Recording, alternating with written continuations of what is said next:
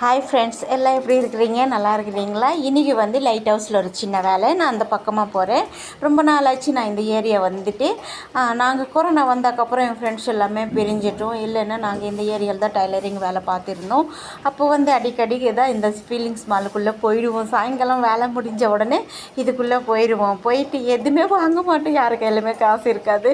ஆனால் போயிட்டு இது எவ்வளோ அது எவ்வளோ அப்படின்னு சொல்லி ஃப்ளோராக சுற்றிட்டு ஒரு ரவுண்டாக போட்டுட்டு ஒரு 2 காஃபி வந்துட்டு 4 பேர் 1/2 அப்படி பங்கு போட்டுக்கிட்டு குடிச்சிக்கிட்டு எங்கள் கையில் இருக்குதோ இல்லையோ கொஞ்சம் என்ஜாய் பண்ணியிருந்தோம்.